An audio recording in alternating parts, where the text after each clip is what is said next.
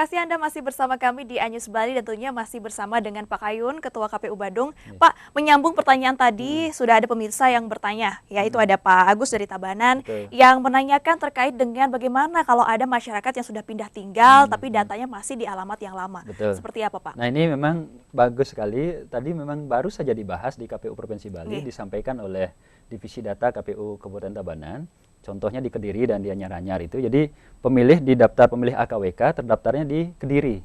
Nah, kemudian setelah dicek ternyata yang bersangkutan tinggalnya di Anyar-Anyar, udah lintas desa ini. Di Badung pun demikian. Ada beberapa pemilih yang kita temukan dia masih tercantum di. Nah, ini biasanya terjadi pada orang yang baru menikah. Baik. Jadi masih terdaftar tercantum di KK lamanya, kemudian di asal desa yang lama. Begitu dia menikah ke desa yang lain, dia belum mengurus proses administrasinya. Oke, kemudian apa yang harus dilakukan cepat oleh masyarakat? Nah, tentu ini dari Disduk Capil tadi menyampaikan, inilah peran aktif juga dari masyarakat untuk apa? Melaporkan setiap proses perpindahan administrasi yang dilakukan. Begitu memang sudah keluar dari desa, pindah domisili misalkan karena menikah dan lain sebagainya, untuk mohon dilaporkan. Sehingga database ini juga akan nanti diperbaharui, terjadi update data. Karena sebenarnya di tingkat desa pun ada yang namanya aplikasi Siade kalau di Badung.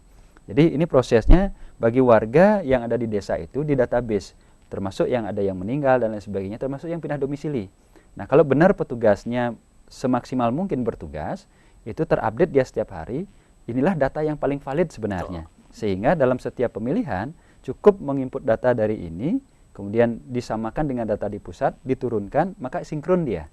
Itu polanya kalau kita mau bekerja bersinergi. Ini yang kami bilang, kita di KPU Badung sebagai penyelenggara tidak bisa bekerja sendiri tanpa dukungan dari pihak dan instansi yang lainnya. Masyarakat, penyelenggara maupun lintas instansi seperti Disduk Capil Kabupaten Kota. Baik ya, jadi berkaitan dengan pesta demokrasi yang sebentar lagi akan kita hadapi ini, ada juga beberapa waktu lalu Pak, ini dari KPU Provinsi ada wacana kalau pilkada tahun ini itu tidak menggunakan baliho atau umbul-umbul, ini berkaitan dengan Bali bebas sampah plastik, Bali Green Province dan lain sebagainya. Kemudian bagaimana KPU Badung bersinergi dengan KPU Provinsi Pak terkait dengan hal ini? Ya, memang arahan pimpinan kami dari KPU Provinsi Bali khususnya sangat berkomitmen terhadap bagaimana berselaras dan bersinergi terhadap keputusan atau Pergub Provinsi Bali untuk di Bali ini benar-benar menghadirkan sebuah pemilihan yang meminimalkan sampah plastik. Nah, tentu upaya-upaya kami adalah nanti dalam proses, kalau sekarang ini baliho masih kita buatkan untuk beberapa titik saja untuk sosialisasi. Namun nanti di masa kampanye, nah ini sebagai APK istilahnya, alat peraga kampanye, kita akan meminta dari para pasangan calon untuk meminimalkan pemanfaatan atau pembuatan baliho-baliho yang berbahan plastik. Nah, tentu keberadaan berupa, nah ini karena di peraturan KPU tentang kampanye itu lebih banyak menggunakan media daring atau rapat-rapat virtual. Nah, ini yang penting sehingga ke depan mudah-mudahan upaya-upaya di awal ini kita bisa minimalkan sampah plastik yang ada, termasuk nanti selebaran-selebaran. Jadi harapan kami adalah apa? Pasangan calon itu bisa membuat video-video pendek, biografi tentang dirinya, program, visi, misi, dan apapun itu berkaitan dengan bahasa ajakan, direkam dalam satu CD, kemudian dipublish dia, dibagikan kepada masyarakat. Ini juga lebih praktis, kemudian juga lebih bisa lebih dekat dengan masyarakat karena sifatnya lebih video dan gampang diakses. Seperti itu. Kemudian kalau kita kembali lagi nih Pak ke proses coklit itu sendiri. Lantas berapa persen ini coklit ini bisa mengakomodir warga, terutama bagi warga yang sebelumnya tidak pernah terdaftar sebagai DPT tapi bisa menggunakan hak pilihnya dengan menggunakan KTP seperti itu.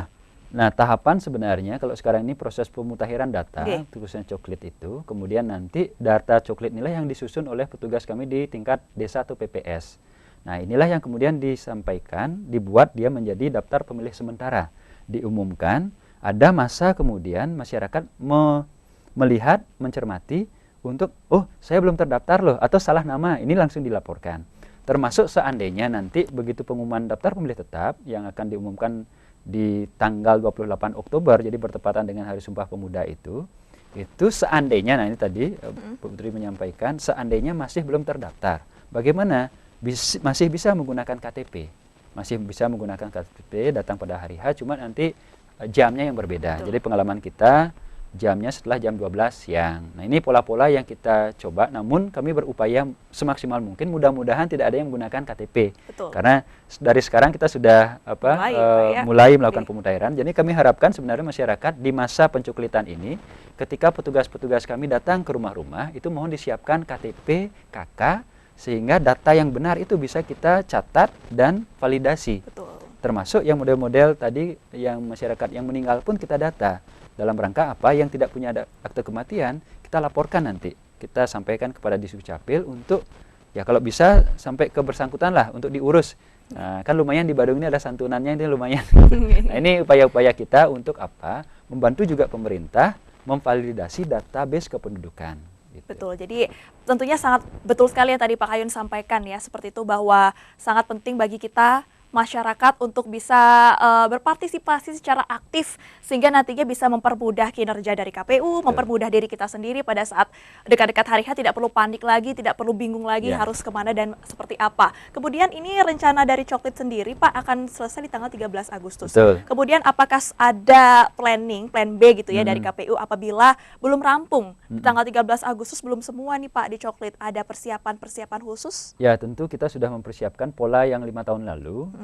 Kebetulan saya sekarang ini 2 periode begitu ya. 5 tahun lalu juga kita membuatkan yang namanya posko terpadu. Baik. Jadi seperti yang sempat kita buat di Tuban atau beberapa tempat yang sekiranya nanti proses coklitnya belum maksimal, itu kita buatkan posko terpadu di mana petugas PPS yang berada tingkat desa itu mendatabase kembali. Jadi memaksimalkan proses yang ada terjadi. Nah, jadi untuk warga atau masyarakat yang belum didatangi petugas coklit atau mungkin pada saat petugas coklit datang tidak ada di rumah, bisa melakukan ataupun mendaftar di pos terpadu itu Pak ya? Betul. Oke, baiklah itu pemirsa ya informasinya. Dan terakhir nih Pak Kayun mungkin bisa diinformasikan kepada pemirsa yang ada di rumah, khususnya warga Badung, apa harapan Bapak selaku pimpinan dari KPU Badung untuk pilkada mendatang? Silakan. Ya. Terima kasih Putri, terima kasih dari iNews yang sudah memfasilitasi kami di KPU dan Badung.